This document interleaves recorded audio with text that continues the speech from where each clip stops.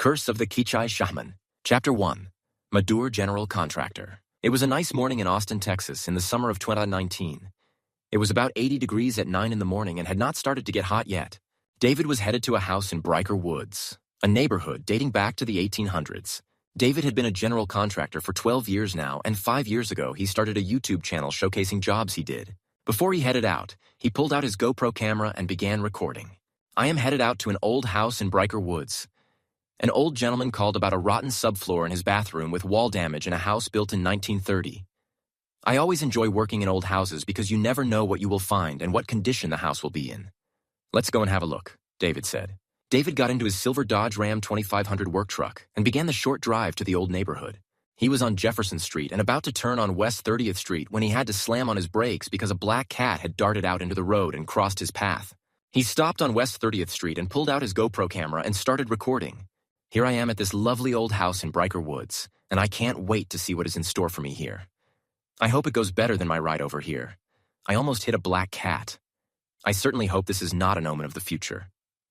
The house was hidden behind an overgrown white picket fence, and you could hardly see the house through the trees that obscured the view. David double-checked the address and confirmed that it was right and headed to the front door. There was a large 1-foot by 6-inch Christian cross hanging on the door. David found this strange. He knocked quietly on the door, and nobody answered it. So, he knocked a little louder. Eventually, an old gentleman answered the door. He was in a black suit and tie and had a silver tie pin in the shape of a cross. David said, "I am from Madur General Contractors. You contacted me about a rotten subfloor in your bathroom." The gentleman said, "Yes, come in. It is right this way." And he led David through the house to the bathroom. The old gentleman said, "See, it is so bad the toilet does not work anymore." The floor and lower part of the wall was rotted and much of it was missing. The toilet was sitting crooked, and the water to it had been shut off.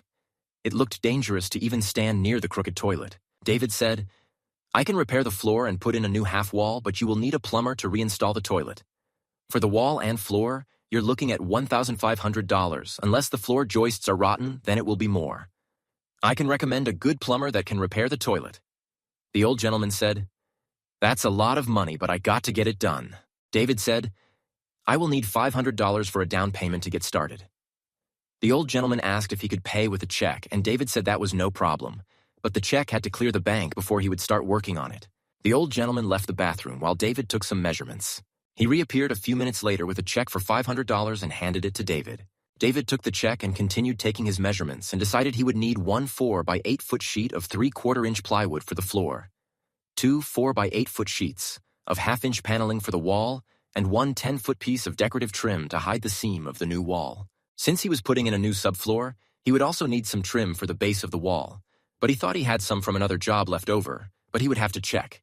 He would also need a box of 3-inch deck screws and a box of 3-inch finishing nails. After he had his plan written down and his list of supplies that he needed, he got out his GoPro camera and started recording. So, this is it. As you can see, the floor around the toilet needs replacing. I'm also going to put in a new 4-foot wall covering the area near the toilet and along the side wall as well to give it some continuity. Then the seam of the new wall will need some trim as well as the floor where it meets the wall. I'm not going to fix the toilet, so I will recommend a good plumber.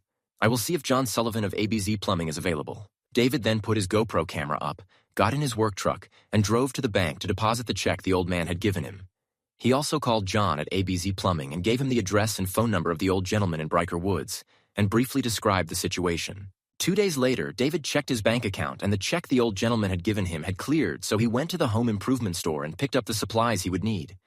Once he had his lumber on a cart, David pulled out his camera and made a short video of himself getting the supplies for his YouTube video. He then called the old gentleman on the phone and asked if it would be okay to start working on the bathroom today, and the old gentleman said it would. He drove to the house in Briker Woods, contacted the old gentleman, and went inside to the bathroom.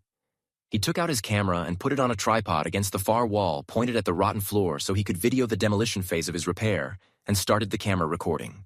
The first thing he did was remove the toilet. The wooden floor was so rotten that the rusted bolts holding the toilet just pulled out, revealing a damaged flange. That is why the toilet was sitting crooked. David could not safely walk on the rotted floor, so he went to his truck and got a half sheet of scrap 1/2-inch plywood that he had left over from another job and laid it over the rotted floor so he could demolish the rotted part of the wall first. The wall was lath and plaster, but about 2 feet up, the wall had rot and water damage. He inspected the depth of the lath and plaster on the wall, then set his skill saw blade to that depth.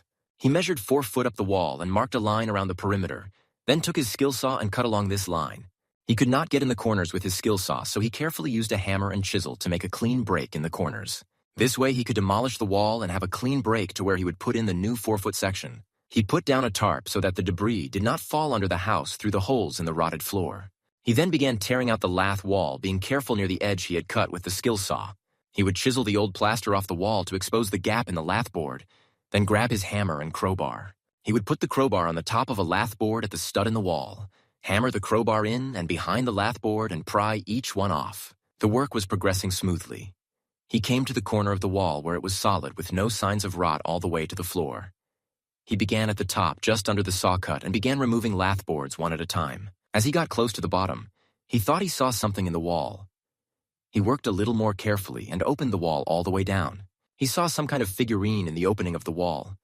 He had found items in walls before, but this looked unique. It was a small, fired clay statue of what looked like a Native American woman placing a decorative pot on the ground. He carefully removed it and went over to his camera and said, "Look what I have just found in the wall. It is some kind of figurine made of fired clay. It looks like an idol of a woman placing a pot on the ground in front of her." David was transfixed on the small idol. He felt a thrill inside himself at the discovery like nothing he had ever felt before. He immediately went to show the old gentleman who owned the house in hopes the man could shed some light on what it was. He found the old gentleman in his front living room sitting in a chair and reading an oversized Bible. David said, "Excuse me, sir, but I found this in the wall in your bathroom. Do you have any idea what it is?" The old gentleman looked at the small statue. He was puzzled at first, but then upon seeing it better, his eyes grew angry, and he sternly told David, "Get that thing out of my house. I have no need for any graven images. Get it out of my house." So David immediately took it to his truck and put it on the front passenger seat and locked the door. He went back to work and tore out the rest of the wall, hoping to find something else. There were no more surprises in the wall. He took up the scrap half-inch plywood that he was using to shore up the floor and removed the rotted wood there, exposing the ground under the house. He then called John of ABZ Plumbing and told him he could come over and repair the toilet flange. John was there within the hour and quickly installed a new flange. David was then able to put in the 3/4-inch plywood floor that day. He went back the next day and finished all the trim work by early afternoon. As David was getting a check from the old gentleman for the remaining $1,000, he said he knew a painter and a tile mason that could complete the aesthetic work in the bathroom. But the old gentleman said that he had spent enough money on it, and if it was now safe, the looks did not matter. The old gentleman gave David a check, and David took it to the bank on his way home. David could not wait to get home and put his YouTube video together. He felt excited at finding the artifact and thought that it would add interest to his video. It was as if finding the statue had opened a whole new passion inside him that was longing to get out.